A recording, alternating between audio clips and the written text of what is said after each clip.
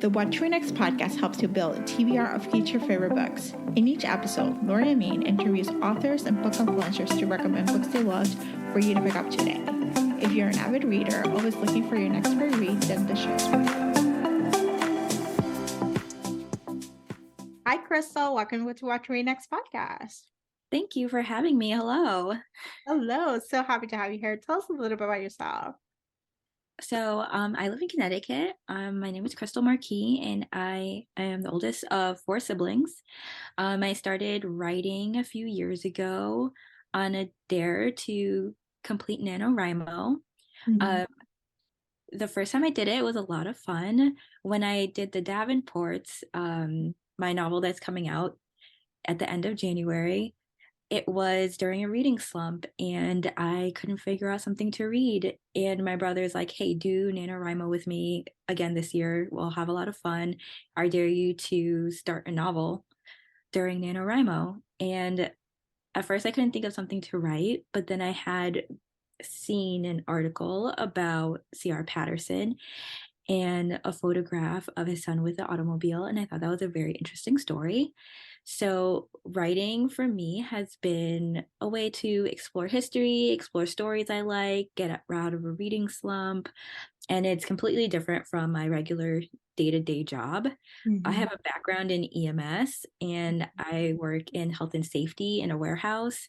So it's been a lot of fun exploring it. So yeah. That's so much fun. So what kind of drama did you end up writing to Davenports? Like what year was it? What year did I start? Yeah. I want to say it was 2019. There we go. So it was a pre-pandemic book. It's like I'm asking that question because a lot of the books that I've been showing are pandemic books, like books that started, in 2020 where we're like, we're not sure what's happening. So this is exciting. So let's talk about the Davenports. What is the elevator pitch? The elevator pitch. So the elevator pitch for the Davenports is a 1910 Chicago set young adult romance that follows around 4 young women who are trying to balance their family's expectations in a changing country.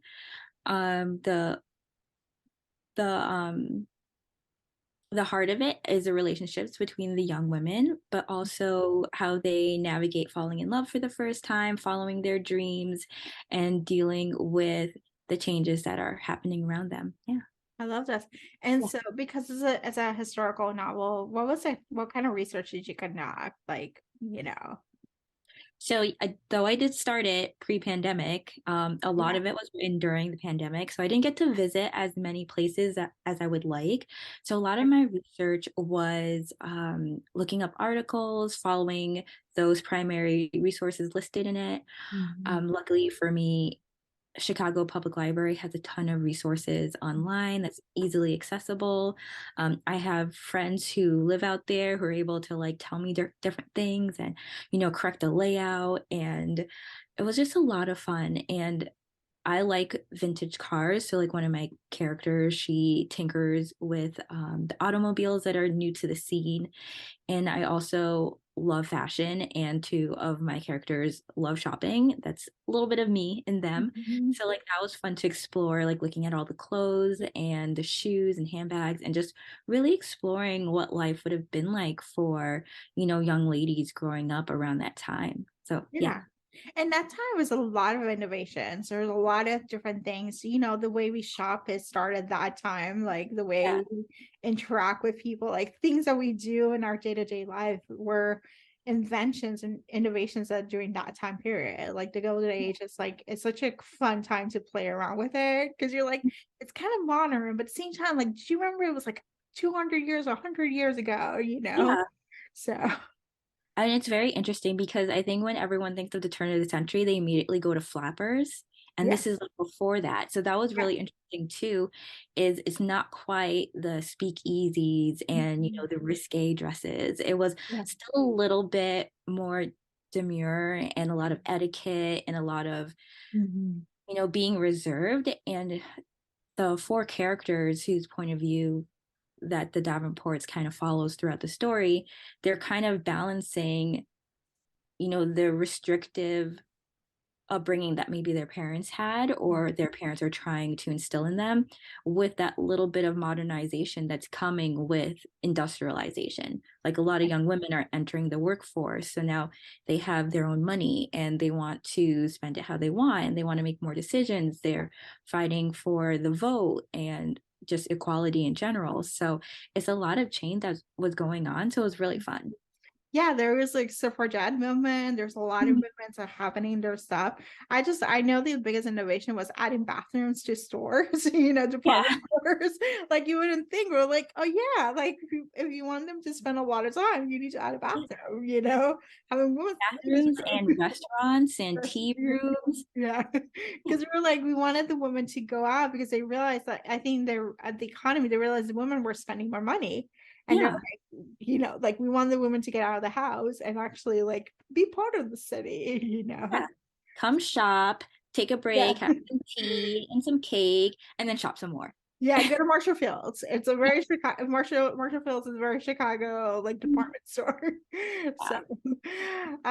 So what are you working next? Like, what are you still sticking around with historical? Are you trying something different? Like, what's next for you? So I'm working on the sequel to the Davenports. Book one ends in a little bit of a cliffhanger for some of our young ladies. So this book kind of takes a look at what decisions they make at the big ball that happens at the end and just trying to navigate the consequences of those decisions. So it's been really fun exploring that and seeing like what else I can tell. Yeah. I love this. All right, so let's have some book recommendations. What kind of books do you tend to read? Like, what do you tend to gravitate for? So I read across the spectrum. I like reading a lot of different books. I tend to stay in YA or new adult. Mhm. I really like the pacing. Um, so I just recently read Live Your Best Lie by Jessie Weaver, and it's Mhm. kind of like an Agatha Christie whodunit with a social media twist. Yeah. So that's really fun. Yeah. I'm currently reading House of Hollow Mhm. by Crystal Sutherland, and I really like sci-fi fantasy. Like I like Throne of Glass and Legend and oh, I don't know. I try to read a little bit of everything. I like great storytelling and I love Yeah. characters. I tend to read series more than standalones because I Yeah. like to stay with the characters for a while. I like to see them grow and learn and like, you know, learn about themselves and do new things. So yeah. Yeah. Do you have a preference when it comes to series? Do you rather read them as they come out, or do you wait till the series is complete or is about to be complete to bench on them? Like, what's your reading? How do you read a series? Like, that's the question. Um, there are definitely some authors that are auto buy for me, so then I'll get it and read it Yeah. right away. Yeah. Um, Times I'll read the first book in the series and Yeah. okay, I like this. I'm gonna wait till the rest are out and then I'm gonna reread the first one and then move on. Yeah. Yeah. I feel like I'm impatient. I like to read them as they come out. Yeah. I need to know what happens next. Yeah. It is okay. Love this. Crystal, tell us where you can find you online. So you can find me on Instagram at Christabel_reads, and then on Twitter, TikTok, and I think there's Pinterest at Krystal Marquis. Yeah. Thank you, Crystal, for being on the show. Thank you. Thank you for having me. If you enjoyed this podcast, feel free to share with friends, subscribe, rate, and review the show. This is the easiest way to support the podcast. For a list of books mentioned and other romance recommendations, please visit whattoreadnextblog.com. Did you know you can purchase audiobooks directly from your favorite local bookstore? With Libro.fm, you can pick up more than 250,000 audiobooks, including bestsellers and recommendations from real booksellers. You get the same audiobooks at the same price as the largest audiobook company, you know the name, but you'll be part of a different story, one that supports your local community. If you're new to audiobooks, there's a perfect way to squeeze into more reading into your busy life. Listen with the free Libro.fm app while you do your chores, walk your dog, relax at home. The What to Read Next podcast has a special offer for our listeners. Get 2 audiobooks on Libro.fm for the price of 1 with your first month of membership. Use code What to Read Next. This offer is only valid for new members in Canada and the US. Thank you so much for listening and have a great day.